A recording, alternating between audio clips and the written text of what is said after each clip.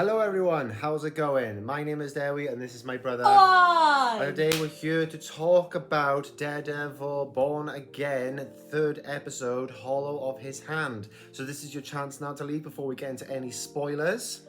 3, 2, 1, skeletons. Right, this episode was very shocking. And very intense. It's very intense, very shocking. I know once again you've only seen clips of what I've told you. But we'll get to it from like beginning to end in order. But you know, it starts off with there's kind of like two stories in this episode. You know, you've got Matt's side with the trial with Hector, and Kingpin and the gangs, and Vanessa's side of things. So it does open up with the gangs sort of creating chaos. Yeah, because you told me about this one. So isn't there like a truck hijacking? Yeah, there's a truck hijacking. So, because we ended off the last episode where Matt had the fight, and now we just opened up with this completely different scenario. And, you know, there's a truck hijacking, and you're just, okay, so these two rival gangs, you know, some kind of organization going on here, that's just gone blown up. Then the intro happens, and then we see Matt talking with Hector in the trial. Oh, actually, yeah, before in the prison sort of thing. And Hector's talking about the kind of whistle song from his homeland. Yes. That they'd always sing. And obviously that's actually quite nice because they play that for the credits. The credits, yeah. I think it's sad as well. Because, oh my god, I mean, it's quite emotional, man. Because the thing is the actor has died in real life as well. So I really feel quite bad, you know. And it just gets very emotional, like later on. But the whole episode was like, it brought like that tense atmosphere to it. There's some points where my heart was just stopped in certain scenes. Yeah, I can tell. But no, you have like these heart-to-heart moments with Matt and Hector, who's, you know, in trial and stuff like that. And they're going through the opposition, who's making the case against them. He calls out on the cop, which, you know, did attack him in the last episode. Yeah. I actually thought that was a pretty cool part. And then when Cherry is driving the witness to the court, and then he gets pulled over by that exact same cop, and it turns out that he's actually dropped the witness off at like a taxi thing. I did like a little sly remark that Matt made into him, said, "I heard you got a black guy." You know, that sort of remark about you need fast hands. I was like, yes, that's what you get, because obviously he's the one that did it in the last episode. Yeah. But yeah, what I liked, and I did kind of guess this though, is that the camera's so focused on the truck with Cherry and the van, that the witness couldn't be in there, he has to be somewhere else, and they open up the doors like, yes, you know, he made that. That shows how tense it is, because they're waiting on the one witness that could defend Hector in this scene. Because at the moment, everything's, I know. And that's like the most aggravating part, because he gets there, and just as he's about to like answer Matt's questions and stuff, he gets sort of like cold feet because of all the cops that are there. Well, that's the thing, right? Like, you know, you've got all those cops there in the courthouse, in the courtroom, and they're all looking at him, and you think to yourself, well, actually, I'm thinking to myself now, was it just because of all their eyes, he doesn't know who he could trust there? You know, will they go out to get him because of if he testifies, you know, against? Or was it someone who got to him beforehand, you know? And it's like, when did they get to him? Yeah, exactly, because he didn't really seem like he was all that bothered just before going there. So I have a feeling it was probably just because he realised what the situation was. Yeah, because he did admit to everything else being an informant. Yeah. So he obviously doesn't admit to any of Matt's and then Matt questions. gets really angry because he's like, you know, this is bullshit and all that. And that their whole case kind of hinged on this one person. So then they start talking about what else they're going to do for the case. And I think at the same time you had the whole gang thing going on as well. Yes, so because this was a bit backwards and forwards between the trial and Fisk's side of things. So with the sort of criminal organisation being turned a bit more chaotic now, you had like 3 leaders from 3 different like parties or houses or gangs, whatever you want to call it. And Fisk sends his representative over as like an assistant guy. Yeah. To set up a meeting, talk to them, you know, and because of that hijacking, said to one of the gang leaders, you know, this is how much you owe Victor. It's like 1.8 mil or something like that. It was 1.8, so you assume it's like a million, whatever. Yeah. And it's causing like tension, and guys like, we don't answer to you, you know. And ever since Fisk has taken on the role of mayor, he's losing that kind of respect. Yeah, because he's kind of just abandoned his whole criminal organisation. It's Vanessa that's doing all that side of stuff. Yeah. And obviously she's recently has been doing it behind Fisk's back as well. I wouldn't say Fisk, but he's got to stay clear of it. He can't have any of that side of things touching his him being mayor, because any like skeletons claws has got to be gone. So Vanessa's got to stay clear of that, and I think that's got some tension. You actually see it in certain scenes where they're talking to each other. That's kind of like the thing. Fisk wants to leave that whole side of his life behind, but Vanessa just can't stand watching as their whole empire. But they built their watch, and she looked after it as he was away, as they say, repeated times. And Fisk, even says to her that I don't want to get to a point where I can't trust you, because he didn't even know about that meeting. At least he doesn't seem like he knew about the meeting anyway. So that's very interesting. It's obviously kind of feeling like they're setting this up for some kind of divorce plot line that sort of makes their relationship more in line with things like 90s Spider-Man or the Spider-Verse things, where Vanessa doesn't so much hate Fisk but doesn't like what he's doing. Yeah, I don't know how far it'll go in terms of this season anyway, but it may lead to divorce or something along those regards. I'm not too sure, because they made a reference to someone called Adam, and I don't know who this person is. I've never heard the name before, although from what I've heard of from people's like speculations and stuff, it could be like a past lover of Vanessa, like a relationship.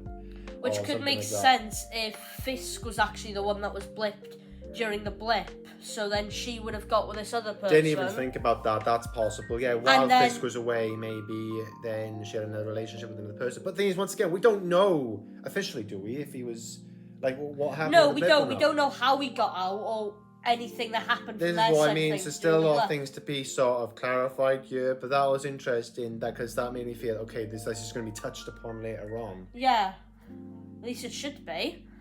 But then also you have Matt actually going to the court again, where they continue with the trial, and revealing to the whole court that Hector is White Tiger. Yeah, because and that was like a go on. really cool scene, like, because he's leading up to it by saying that Hector is like this heroic person, and as he's talking more, you kind of start to realise, wait, is he going to reveal the whole thing?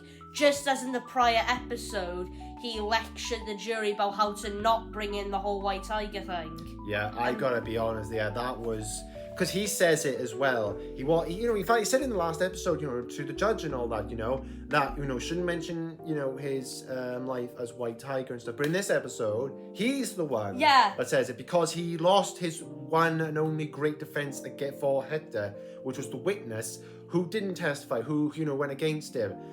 Because of that, everything's gone in a shambles. And, he says to him in prison, that we were losing.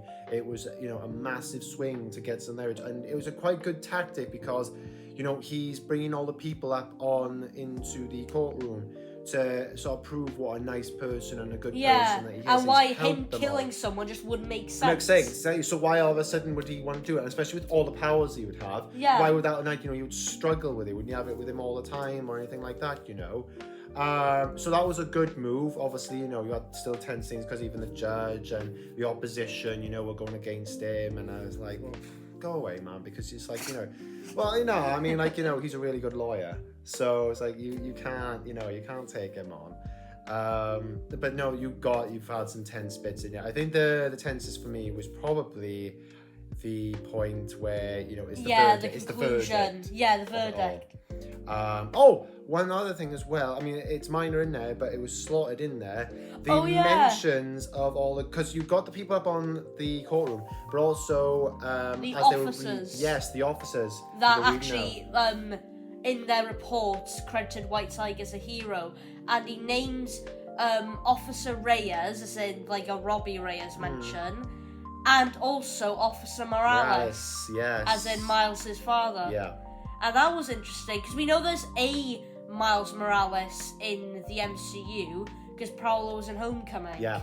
So to have that as a mention again is just glaring, that's where it was for Miles.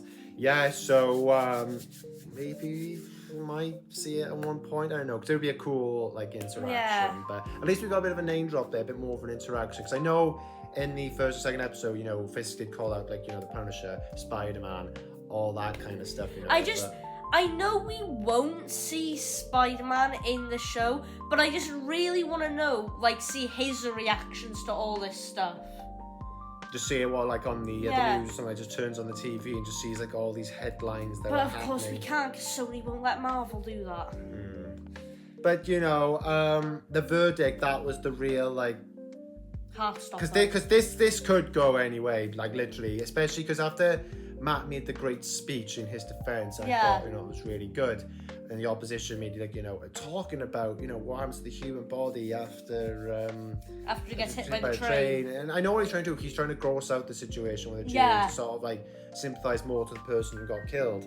But it's like, I guess I felt like, you know, always the person who gets the last word in always has, I guess, the more power. But thank God though that he didn't, and that Matt and Hector won. And I thought, oh my God, I feel so happy for them. No idea, but I knew in the back of my head there's a problem here, because you've just revealed now to the world. I mean, even Hector says it in prison that, you know, it wasn't your call to make, and at the end of the day, you've revealed now his identity. I know he's done it to protect him. I get that. I understand that completely, but because of that now, he wasn't going to be safe at that moment. You know, like, you know, everyone knows who he is. You know, his family, all that. You know, he's an open target. You know, even the judge said to him, "It's open season." Well, he said to him, "It's open season." Everyone knows. And so when this gets released on the news, and Fisk is there watching this, and he's just like really angry, and he's because this to him is like a defeat in his like sort of in this new system he's created. that he's building up. Exactly. And so then he tells like the one of his Daniel lackeys, Daniel, to get BB the BB, Urich. the reporter, Oh, yeah, the BB reporter, not BB. Well, Urich. Journalist, you know what I mean. Yeah, the one who's been going around was doing they're still doing actually the interviews on the streets, which I do like actually. The general opinion you're getting off.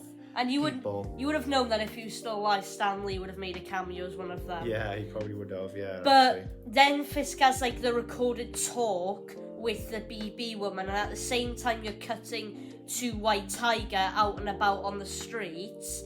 And this was actually when they were still filming, leaked as on set, was him going down like this street and then getting shot by someone in a hood, and when they come close to the camera you see the Punisher skull. You said you knew about this already because you saw the leaked image how long? Years ago? As I just said, it was a couple of years ago when they were still filming. Someone had recorded, someone who got like a sneak peek in had recorded on their phone sneakily that entire scene of him going down the street and then getting shot in the head by the guy. And I can't believe they killed him off, especially that early. Anyway, I thought. Yeah, because I knew that they were gonna kill him off. I just didn't know it would be this early. I thought that we'd at least get to see more of him as White Tiger, and maybe him interacting with Daredevil before he got killed off.